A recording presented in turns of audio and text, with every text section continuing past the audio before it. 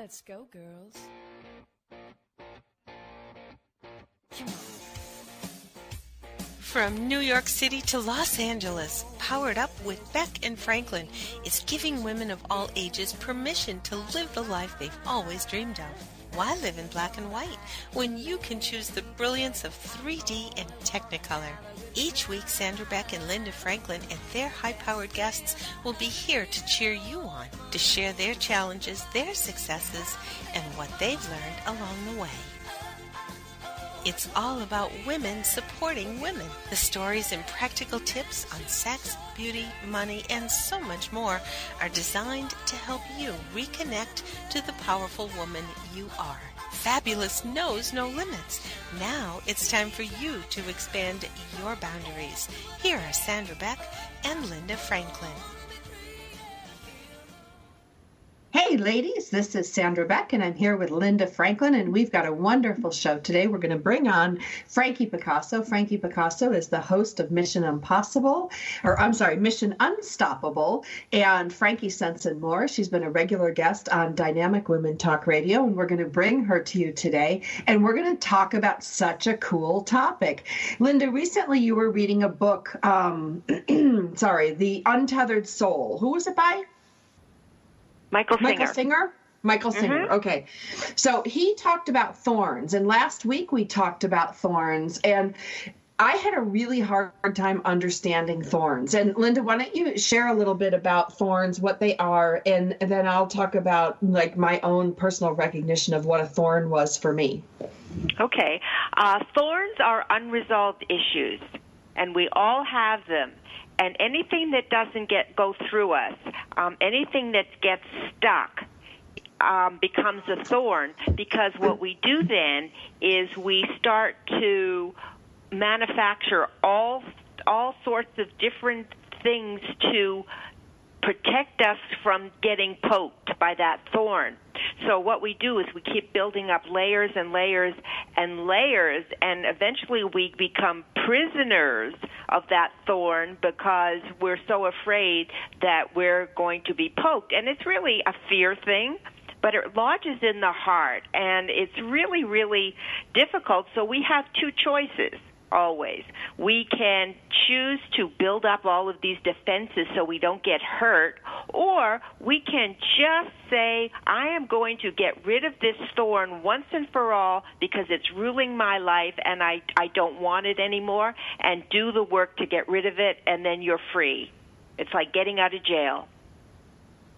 Okay, so that's the theory. I'm going to give you the practice. So on Friday, I woke up and I had a problem with some of my software, and I didn't know how to fix it right away. And immediately all these things came into my head.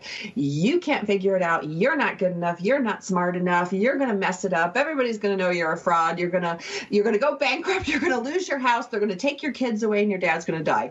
That's kind of the little chatter in my head. And by noon on Friday, I had gotten myself into such a state. I mean, just such a crazy state because of this anxiety and fear that I decided to do what I do best, which is go into the turtle.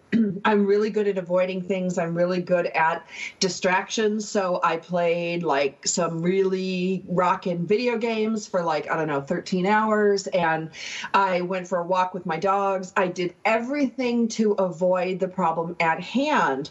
And it blew up into a big problem by Monday morning because it had festered since Friday. And I finally got what the thorn thing was, because I really didn't understand Michael Singer's book. I'll have to reread it, but I had a hard time with what this thorn was, and I got it. It's like when confronted with a problem I didn't know how to solve immediately, I immediately went into this whole rigmarole of thought that led to these elements of distraction. I was distracting myself, when all I needed to do really was sit my fanny down and go, you know what, you're a smart girl, you'll figure this out, just give yourself a little bit of time. I could have been kinder to myself, but instead I went into this whole weird, I've got to avoid everything. And what Linda talked about, kind of building up walls, I was just building up interference. And the funny thing was Monday morning, I woke up, I solved the big problem in like, I'm not kidding, like 8 minutes. Like it was so stupid what I did to myself. And I ruined my whole weekend. I ruined, my eyeballs playing excessive video games. I mean, the kids and the dogs were happy that we went for a walk, but beyond that, I could have done so much better. Yeah. Well, like anything, the realizing what we do to ourselves, and that's really what this book is about. It's about standing back and being conscious. And when you're conscious, you see what you're doing. Because most people are walking around, they're unconscious. They're just like sort of in remote control, and they just do it, and they don't even know what they're doing to themselves. So when you step back and say, look what I am doing. Look at how I'm making my life so much more difficult than it has to be. And when the thorn is pushed, I mean, it's like a visceral thing. You can feel it. I can feel it in my heart. I can feel myself tighten up, and then it's like you almost go into mini panic mode. And I, it happened to me on Saturday, and I just looked at it, and, I tried to stand back from it and said, okay, I know what you're doing. This is the most ridiculous thing in the whole world. It's something that you're fabricating in your mind. You do it over and over again. It makes you upset. It makes you crazy. You've got to just step back and just let it go by, because it will go by. And eventually, if we do that enough times, that thorn will be pulled and it won't come back. Okay, Frankie here. Two things, observations. First of all, when we have a thorn, when something hurts, we avoid it because we don't like pain. That's one thing. The second thing is, I think that there has to be a certain level of consciousness before you can even go into your head and understand whose voice and what the action is that you're doing that's wrong, because most people, as you said, Linda, are unconscious. And so to become conscious takes effort. It's not, you just don't wake up one day and go, oh, I'm conscious now. I know everything that I do that's wrong. We don't do that. So we have to, there's a process for doing that, I believe. And part of that is learning, to know, like I think you said earlier, Sandra, to me, that there's a difference between a thorn and intuition. There's a difference between knowing things and feeling things. And so, intuitively, do we know what's hurting us? Do we know our bad action? We know that we don't always have the outcome that we want. And so we can take that, in coaching terms, we call it a UAC, an underlying automatic commitment. We can take that thread of what I don't like and work that back to when did it start, and kind of figure things out that way and go, this behavior started when, but you have to be conscious. Yeah. So what did you say was a wake-up call? And you can't be in a full-blown freak. Like by noon on Friday, I was like, till Chicken Little, the sky is falling, and I went down that whole road. But Sandra, usually if people have a problem like you have, especially like, technology, the answer is step away, let your subconscious, deal with it. You go play video games and you'll wake up Monday morning, in 8 minutes, you'll have it figured out. But I mean, that is the process. Yet, you put your anxiety, mix that into that masala, I guess, and it didn't need to be there because you were going to work it out anyway. Right. It didn't need, and that's the thing is like, what I didn't understand is why did I need to torture myself? Like I could have just, emailed a bunch of people and said, look, I need the weekend to figure this out. I'll probably have something by Monday or Tuesday. Okay. So coaching, I'm going to stop you. Why did you feel the need to torture yourself? Where did that come from? Who said you had to hurt? What? Who said that you needed to hurt when you couldn't figure things out right away? Who in your life said that? Well, I think it goes back to my marriage and a little bit from my childhood. Okay. So there's some voices that you have in there. To recognize, right? You need to recognize whose voice is telling you this shit, because it's not mine. Because why would I hurt myself, right? So somebody else is doing it. Somebody created that behavior in you.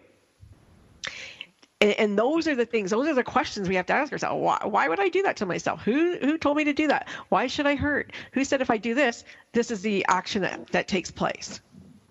But I'm writing this down because those are very conscious thoughts, though, aren't they? And Frankie, it might be, somebody may have lit that torch, many, many years ago, but it's you. You're the one that's perpetuating it, and it's only your voice in your head. And your voice in your head is the most squirrely thing in the whole world. It's just garbage. It doesn't mean anything. And when we start to look at that we talked about it last week on the show, because it's constantly going, and it keeps changing in its mind, and it's the psyche, and it's trying to protect you, and it's trying to do this, and it goes here. It's almost like Trump. It's just 1 minute it's here, 1 minute it's there. It keeps contrasting back and forth, and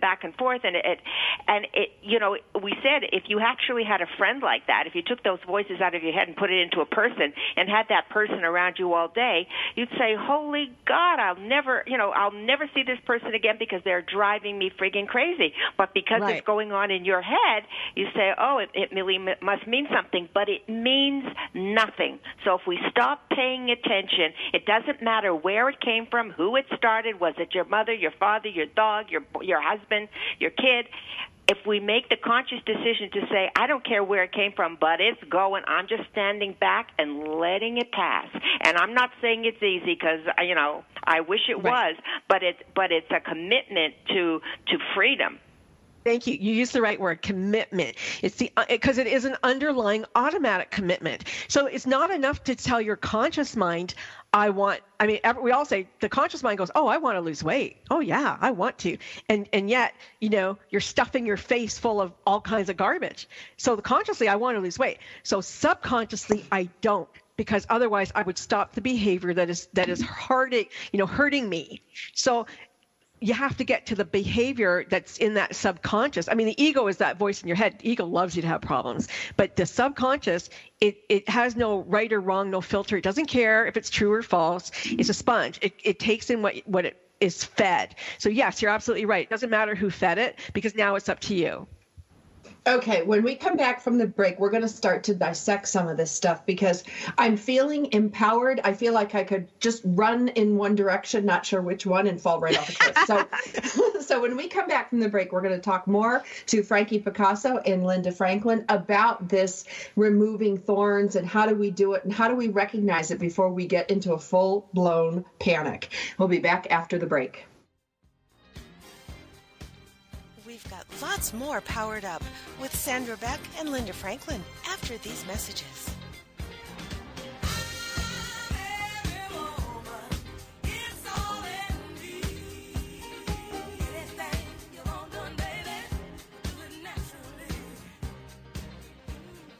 Have you heard? The pages of American Patchwork and Quilting magazine come to life on our new weekly online radio show, American Patchwork and Quilting. Join Pat Sloan, our blogging and quilt designer host, as she talks about the latest trends, ideas, and inspirations.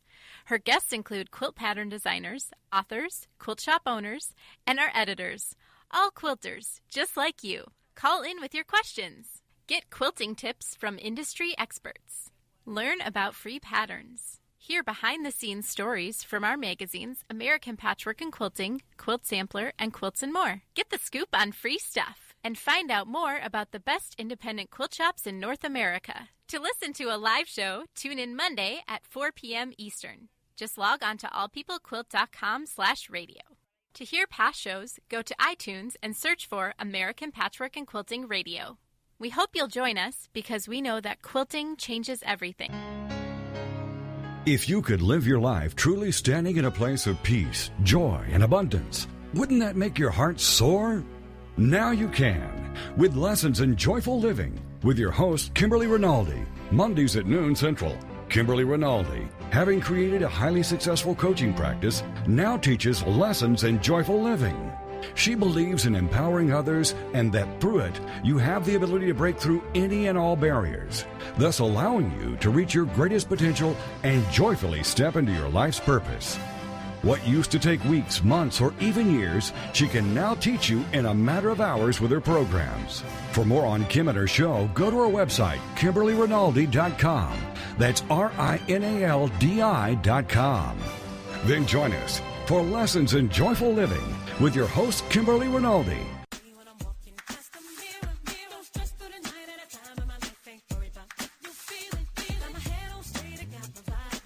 We're back with Sandra, Beck, and Linda Franklin. Here's more Powered Up with Beck and Franklin. Hey ladies, this is Sandra Beck, and I'm here with Frankie Picasso and Linda Franklin, and we are having a high-spirited conversation on what to do when we drive ourselves nuts. And we talked about the voices in our head and listening to the voices and not following them. But here's the question that I have, girls. Okay, we have intuition. Intuition warns us, tells us, guides us, and then we have feelings, and the feelings can guide us, and then we meditate and we hear things, and I'm trying to figure out who to listen to. You know, I do this thing with my kids called a head check, heart check, gut check, and when they're in a situation and they don't know what to believe, I tell them, okay, listen with your ears and check with your head. Okay, then feel with your heart, and then check your stomach, you know, check your gut. What does your gut tell you? And if all three of those things are in alignment, you know, you're probably being lied to or being misled, or it's something you shouldn't be doing. And that's fine if it's clear.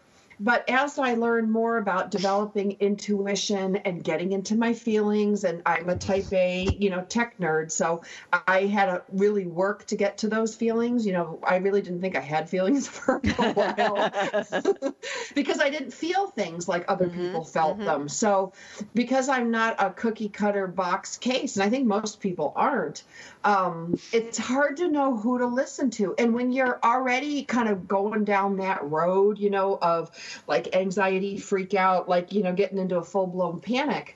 And these aren't like medical panic attacks. These are just the crap we do to ourselves on a regular basis that make our life miserable. But how do we tell the difference? How do we know who to listen to? Our meditation voice, our inside voice, our intuition, our heart, or our gut, or our head? So good luck with that, girls. Who wants to go first? I'll go first. Okay. You know, I think that oftentimes our head and our intuition can be the same, but oftentimes they're different, because our head is practical and it will say, you know, really, you know that getting on that plane, you're probably not going to die. But you have your gut is saying, no, I can't get on that plane. I'm going to die. Like, I just know. And people turn away and the plane crashes, right?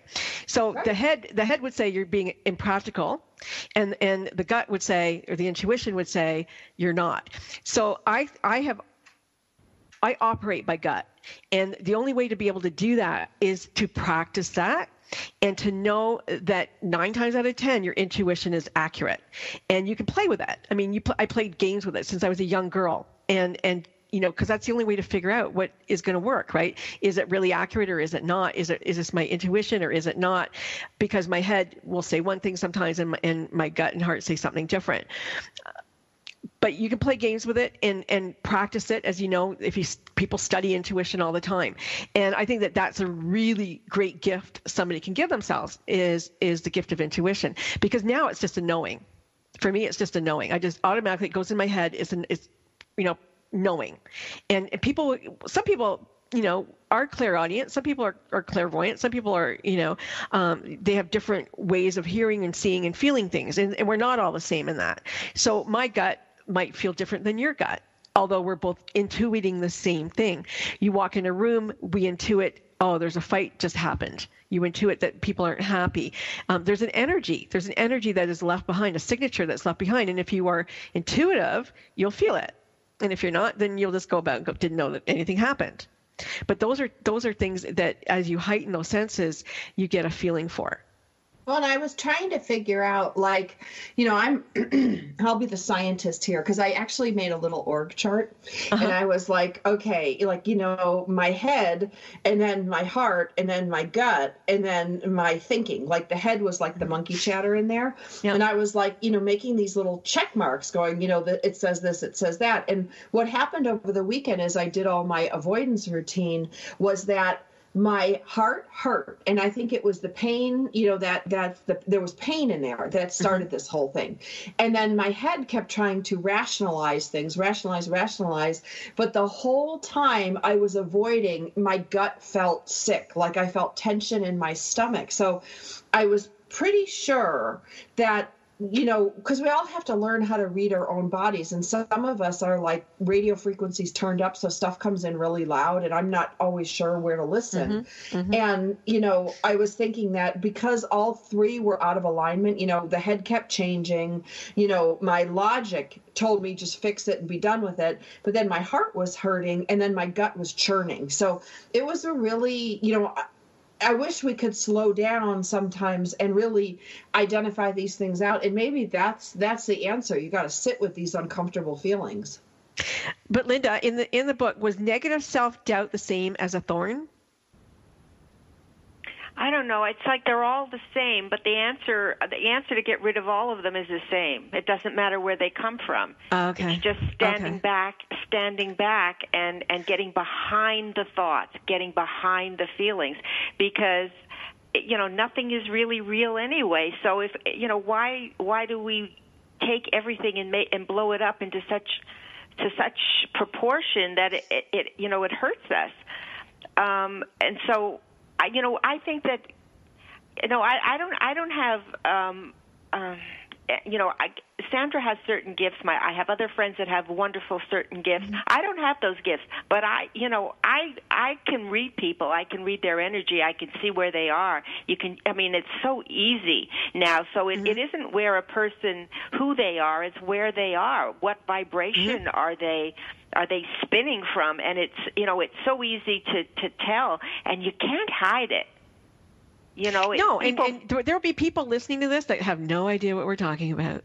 And there'll be other people who are listening to this and go, yeah, I get it. Yeah, there might be some on the air with you that are like, I'm so confused. I know. But depending upon where, what you have learned or where you are in your travels, let's say, or development, the consciousness, developing your own consciousness. Yeah. It's going to be a different story because some people will get it and some people won't yet. But everybody can get there. That's, the point is everyone can get there and everybody can get rid of their thorns. And really in my book, one of the exercises I did was close your eyes and pretend that you just spilt milk. What are you saying to yourself? Are you saying, oh, you're a stupid bitch, you just spilt all the milk? How mean are you being to yourself right now? Or you say, oops, I spilt milk, so what? Right. Well, but that's who are you in your what? head? Yeah. So what? But the point is, do you hear the voice? To separate that voice and be the watcher to like Eckhart Tolle says, be the watcher to the voice, right? Because the voice is the ego. Really. Yeah, and you might hear the voice, but that doesn't mean you have to listen to it. No, but you have to identify it first. Yeah, well, you have to know that that's not you saying those things.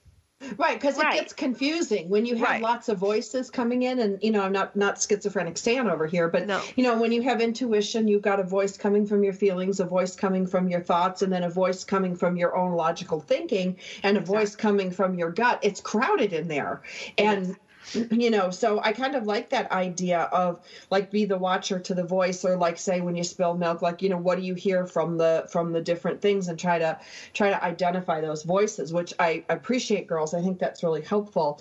Now, one of the things that Linda has said over and over again that I didn't get yesterday, and I didn't get last week on the show, Linda, I'm a little slow on the uptake, but one of the things that you talked about was like, well, consciousness is everything. Once you're conscious, it's everything. And Frankie, it was interesting that you brought up the word doubt, because I'm reading this book by Ann Tucker, and it's called Undoubtedly Awesome. It's all about doubt. And there's a sentence in here that I want to read to you guys because I want to have your thoughts on it, because it made sense to me in tech. Like once I identify a virus, or once I identify something in technology, when I see it, like I can't unsee it. Mm-hmm. I know it, I see it, I can see it in other programs, I can see it. It's like once you recognize it, you get it, and it's done.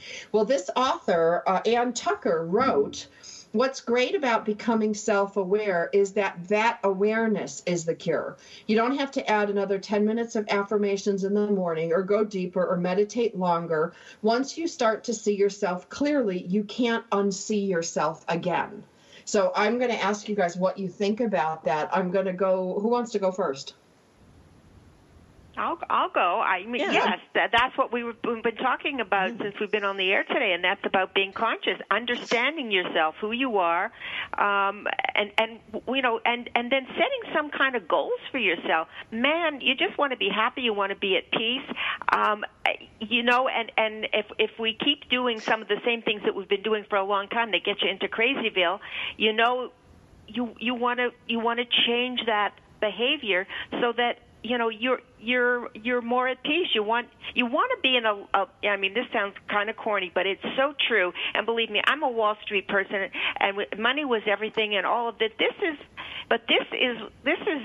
we are so much more than what we believe we are, and we're all about energy, we're all about vibration, and we're all about love. And if we close off our heart, the rest of our life goes to crap.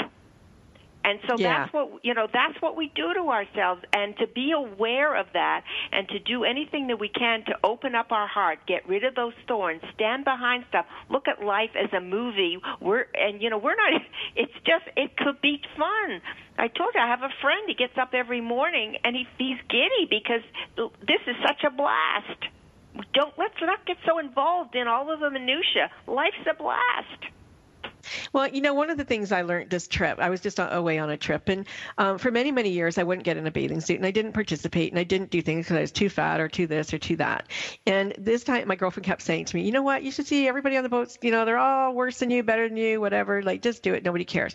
And I thought, you know what, maybe nobody does care. Maybe I'm the only one that cares.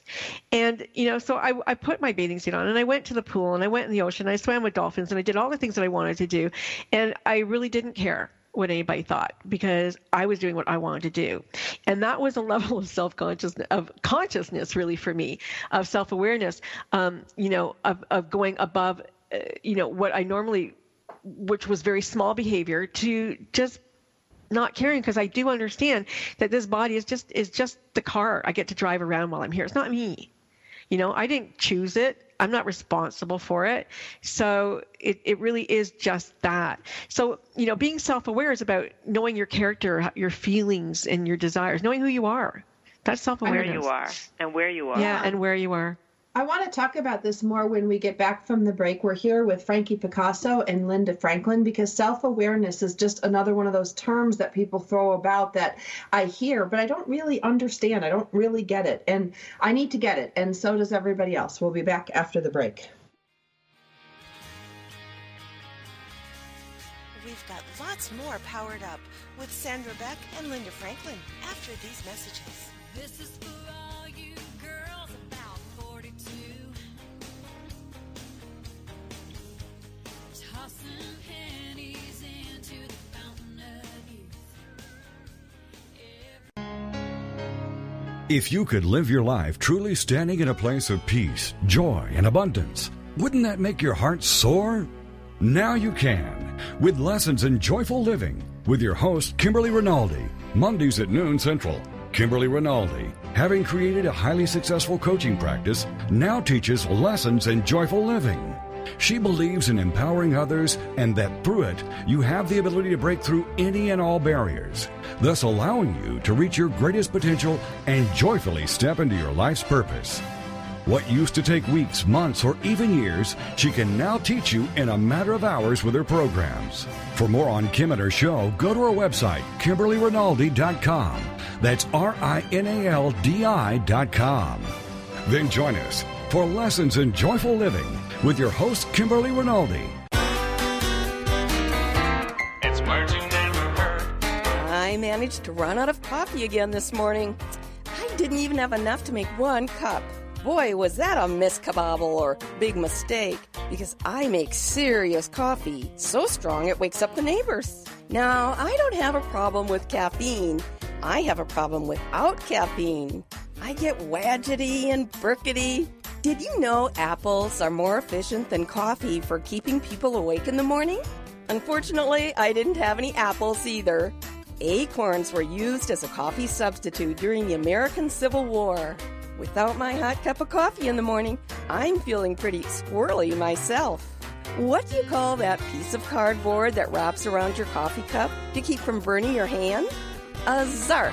It's words you never I'm Carolyn Davidson, and you can have fun challenging your words you never heard vocabulary with my free app, Too Funny for Words.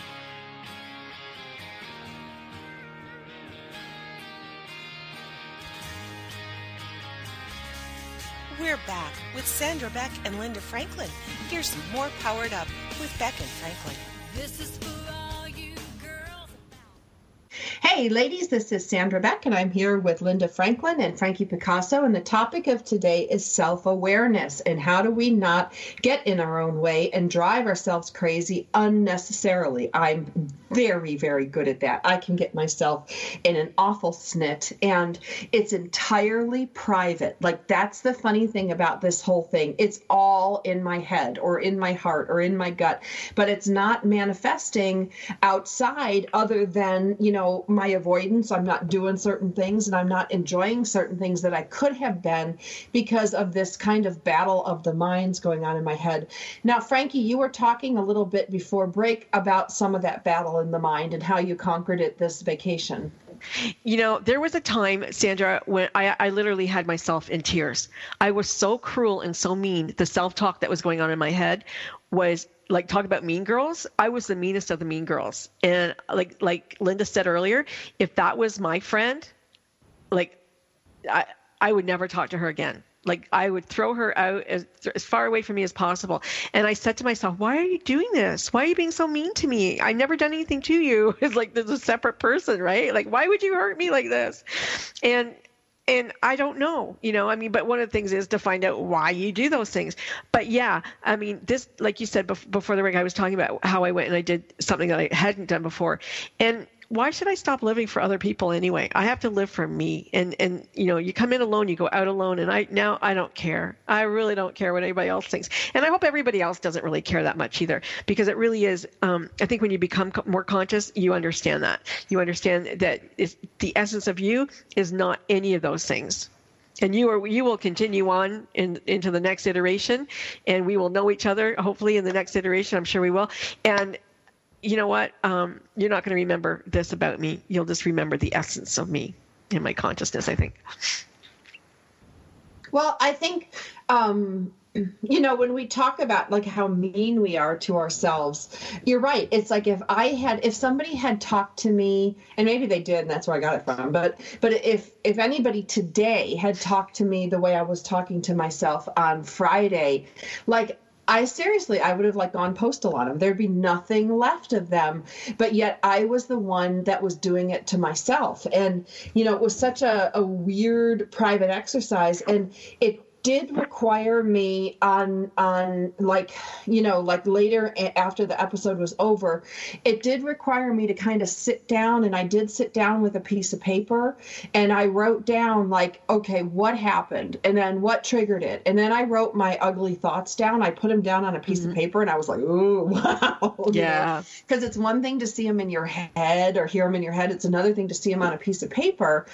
And then, you know, then I thought about like, well, what do I want to do next time? And, you know, what can I do to make sure I don't go down that road? Because like Linda, there's some things that we've done that are 25, 30-year career moves, you know, internally, and they don't go away overnight.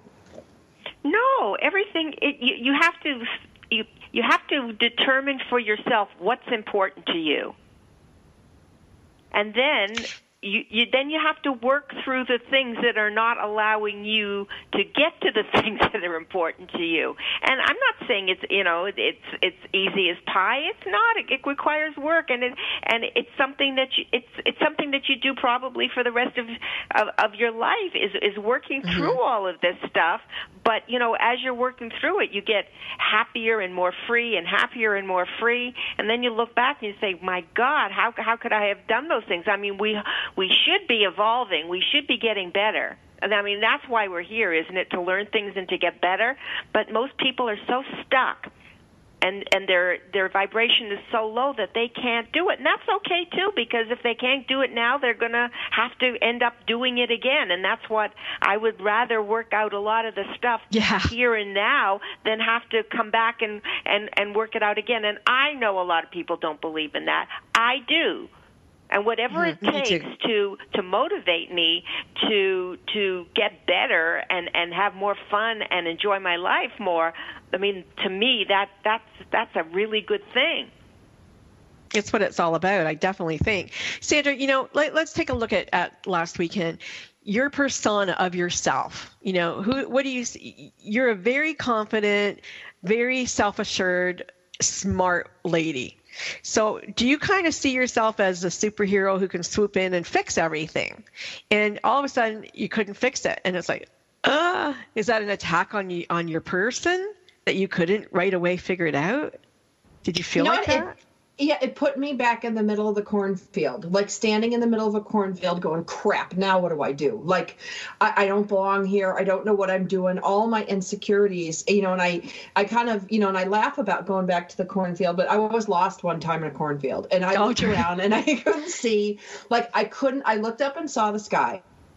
And I saw clouds and I'm like, okay. And I looked around and I'm like, I see tons of corn because, all the movies make it seem like you can just run a car over corn, right? You can just run through corn. Well, I'm here to tell you, you can't.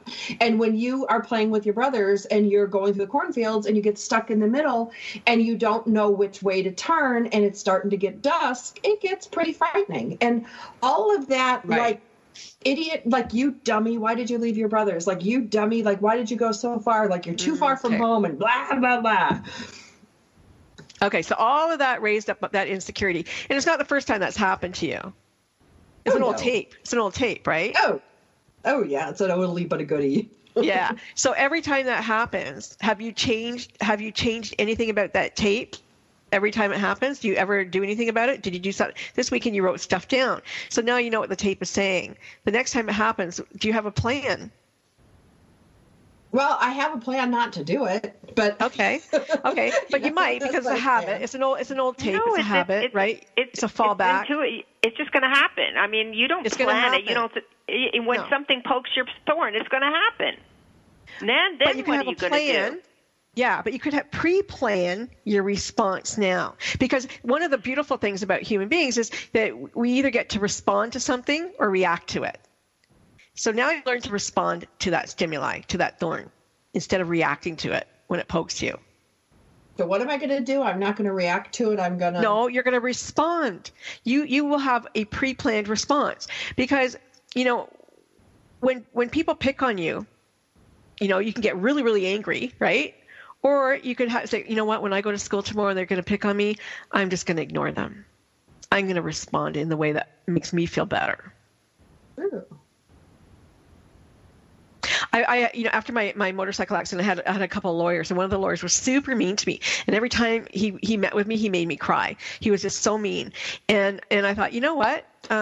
I don't like that. And I don't like that I respond, or that I react by crying to him. So I'm going to respond in a different way because I need a different outcome.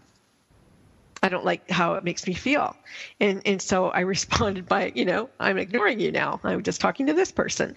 And that was my response. And I didn't have to talk to him anymore. But you get to respond. You don't have to react.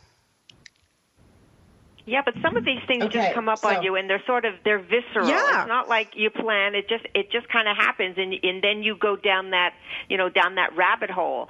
So, right. And again, the first thing about going down the rabbit hole is standing back at yourself and say, hey, man, I'm going down the rabbit hole. Is there anything I can do so I don't go down this rabbit hole now because I'm feeling it and it's building up and whoa. And that's the response.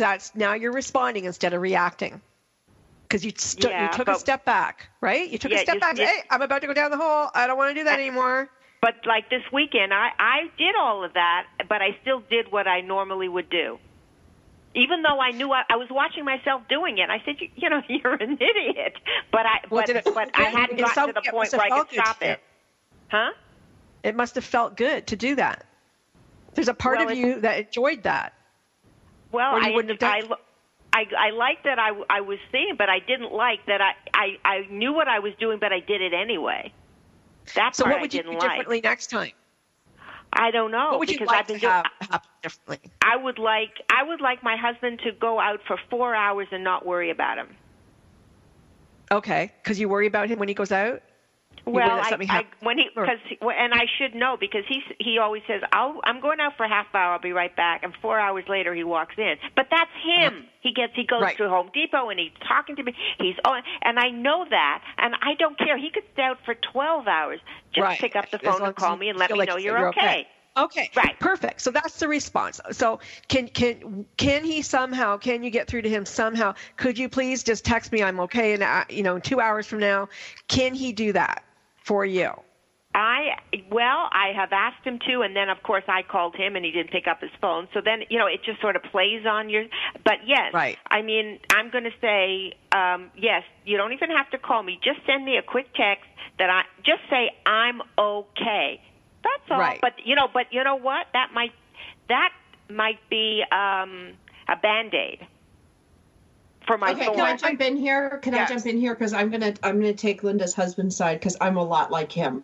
When I go out the door, a lot of times my way of decompressing is to shut off my phone. I will wander around TJ Maxx. I'll wander around Target. I'll do all these things, and it drives my kids and my dad nuts. They're like, "Why can't you just tell us you're okay? Why can't you check in?"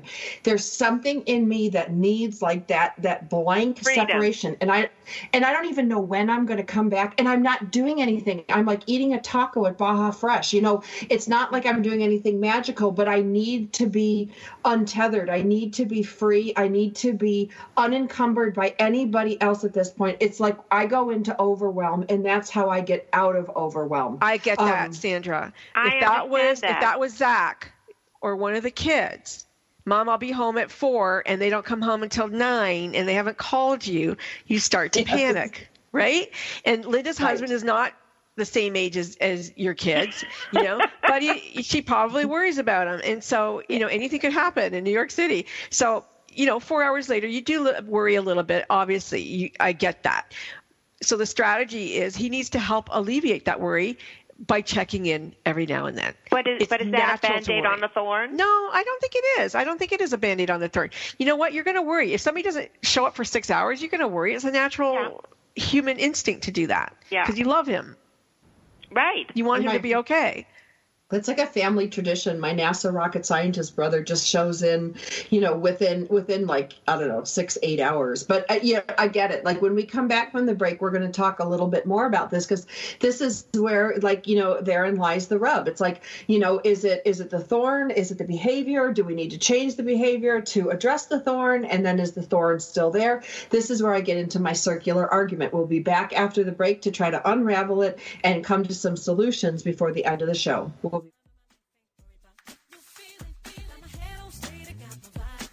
We've got lots more Powered Up with Sandra Beck and Linda Franklin after these messages.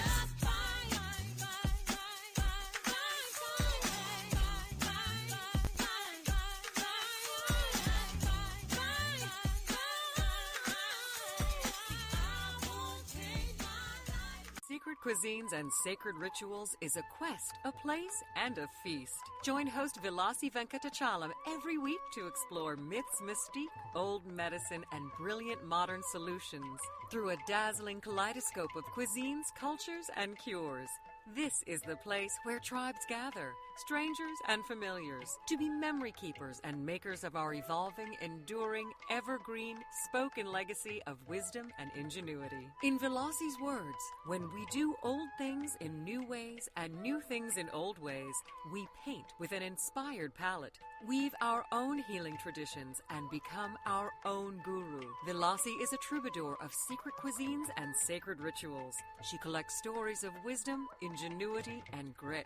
She believes wellness and transformation happen when you stand at the threshold of delight and discovery. She displays her hidden penchant for drama when she leads the Safari at the Supper Club. Her favorite pastime is to extol the marvels of cuisines, cultures, and cures. To her audience in workplaces, seminars, and salons, her mantra is, be your own guru. She is a biochemist, botanist, and alchemist who likes to churn delightful, useful things from a brew of art and science, ancient and evolving, old medicine, and new cures.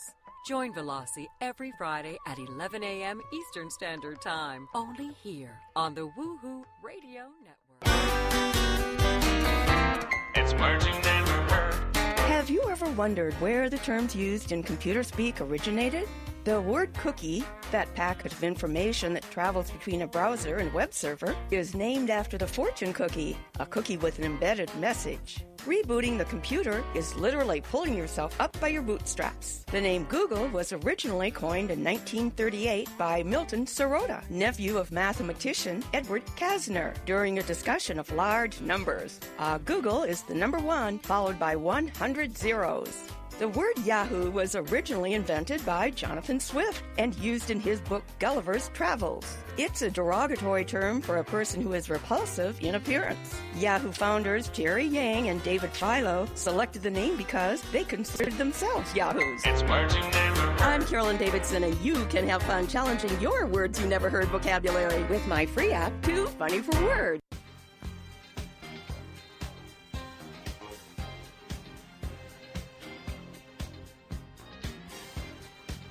We're back with Sandra, Beck, and Linda Franklin. Here's more Powered Up with Beck and Franklin.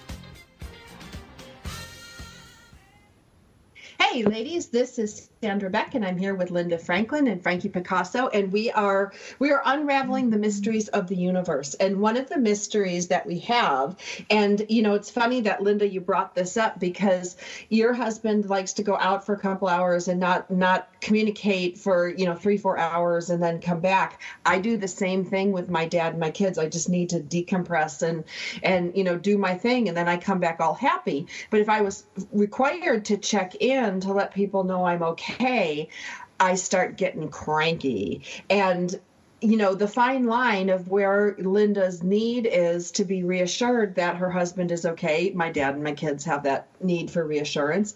And then both Linda's husband and then my need for separation and kind of peace, like just in my own head peace, no communication with anybody, no tie to anything, just floating around like a balloon. Where do you draw the line, Frankie? Where is the middle? Where is the neutral ground from both different needs? Because who knows what Linda's need stemmed from? Who knows what, her husband and my balloon need stems from? And I get both of those needs. Totally. I do. I get them both because I feel them both. But, so let's just talk about Linda's need to know her husband is okay. So, Linda, when your husband goes out, you said he goes out for 4 hours and he doesn't check in, and that's normal behavior for him. I'm going out for an hour, and then he putters. He's retired, I'm sure, and he putters around, and that's fine. He likes to fill his day, but he doesn't let you know what's going on in your head. What's the tape that's going on? What's it saying to you? The tape is he okay? Is he, did something happen to him? And what if something happened? It's a control issue too. I mean, we haven't talked about that, but so what if he isn't okay? And what's going to? And then you go into this whole machination of, what would my life be like, and what do I do? And it goes deep, and there's absolutely no rhyme or reason for it. It just goes there. Okay. So, the what ifs. What if? The what ifs. Okay. Yeah. So one day, God forbid, one day he may not be okay. Yeah. What if? Have you discussed what if that happens? Have you figured that out for yourself? Yeah, of course. And I know when the what ifs happen that I jump into getting taking care of it mode, and I do always. And there's no reason to doubt myself or anything. It gets done. But you can't relax. I handle it. You can't relax while he's gone. Well, not if he says he's going out for an hour and 4 hours later he's not back. Then I start to I could feel that it starts to tighten in your chest, and that you say this is the beginning of it. Okay, and when he comes home safe, are you angry? I'm really well. He did it on Saturday, and he said, "I guess you're pissed at me." And I do not make a big. I used to. I do not make a big deal out of it because that makes it. That's. I understand Sandra and Rogers. They like to go out, and I don't want to take away his pleasure, so I don't really want to make a whole big to do out of it. It's just that it's my issue that I go there. It's not his issue. Right. It's not. But he's a partner. He's your partner, and we compromise for our partners. Yeah. And I'm divorced. And so I understand. And I understand that. I understand that you want to get rid of that feeling of anxiety. Yeah. So can we put a time limit on it? Can we say by 6 hours you're allowed to worry? No, 6 hours I'll be checking the hospital. You'll be dead? Okay. Yeah. But Okay, there what could be a about time role limit to it. reversal?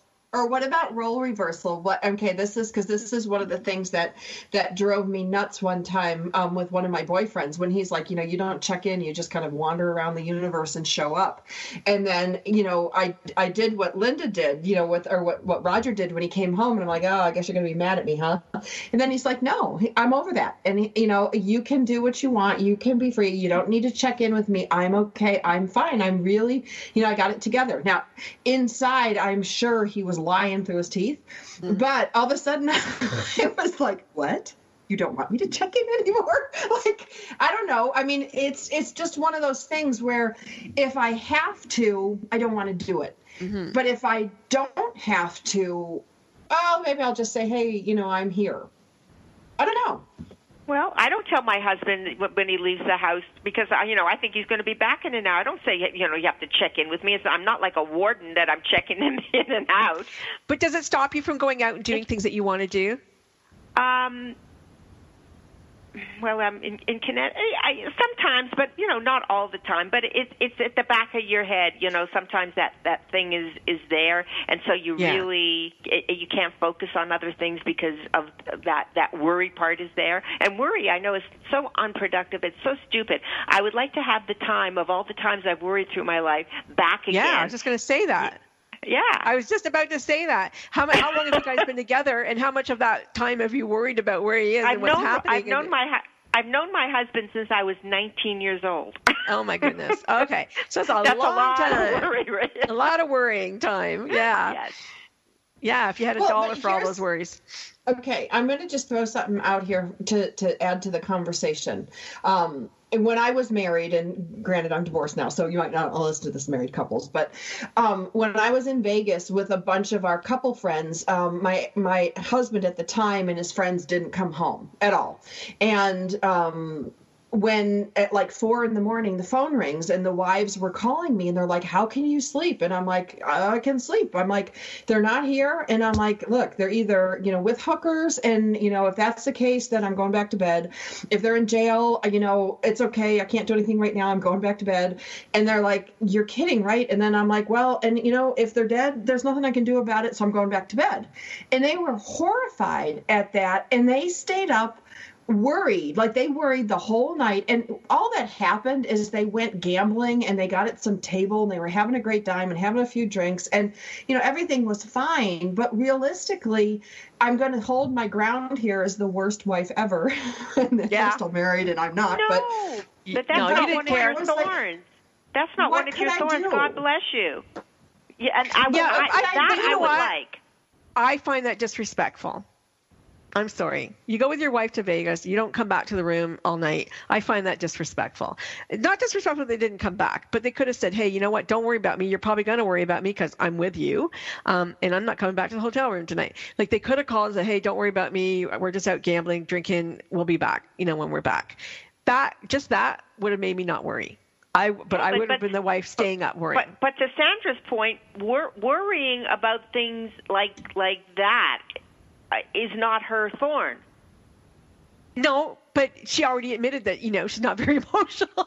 Right? That's right. She has no soul. She's soulless, so she doesn't worry.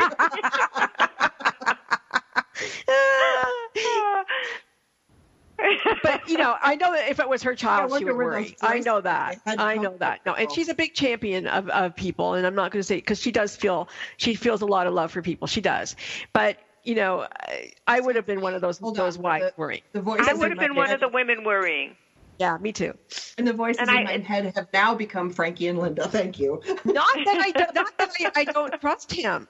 It's not that at all. No, it's just a safety matter. That is not. First of all, I do think it's disrespectful, but it's also behavior that is out of the ordinary. And when people are out of the ordinary, that's when I worry. I wouldn't worry about Linda's husband because that's his modus operandi. He goes out and he doesn't come home for 4 hours. If I know that about my husband, then I don't worry. I worry on the 6th hour. But, if that's not something that he normally does, then I would worry. All If right. my husband Well, says, I'm going to be back in an hour, and he's not back in an hour, I worry because he's a very punctual person.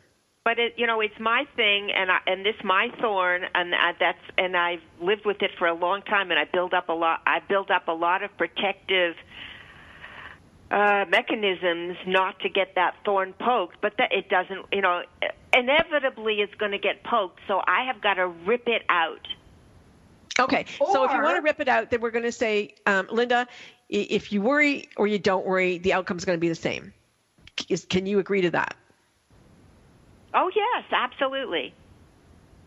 And does the worrying help you in any way, shape, or form? No, it hinders me. It's horrible. Okay, so then why don't you want to stop it? I do.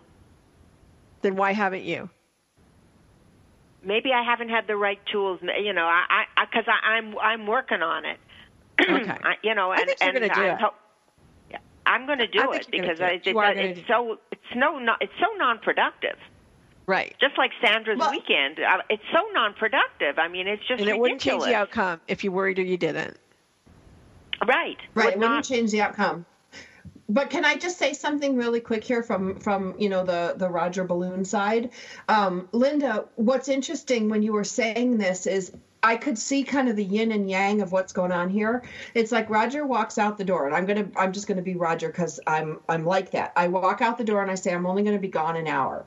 Then I get where I'm going and I'm like, oh God, I'm starting to relax, and it's only like hour 1, and then 2 hours later, like, oh, I'm really getting in the groove of relaxing. I'm thinking about things. I'm letting things go. I can feel all the stress leave myself, and then hour 3, I get to the point where I'm like, oh, you know what? I miss my kids. I miss my dad. I'm ready to go home now. And maybe Roger feels this too.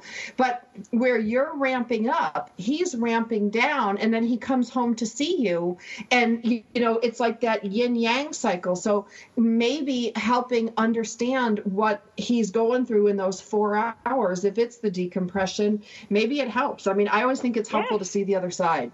Yeah. Yes, I agree with you, and I thank you for that because I never looked at it like that, to be honest with you. So you've really helped me today to look at what's going. He doesn't plan it. This is what he needs, just like it's what you need. I just see like this big goofy dog coming home, like, hey, I'm home. You're like, all right, girls, I'm going to thank you, Frankie Picasso, Linda Franklin, for Sandra Beck for Powered Up Talk Radio. This has been a great episode. I hope that you guys get a lot out of it. I hope you pull your thorns out. I hope you repair and restore your relationships, not only with your partners, your kids, your parents, but most importantly, yourself. We'll be back again next week with more from Powered Up Talk Radio.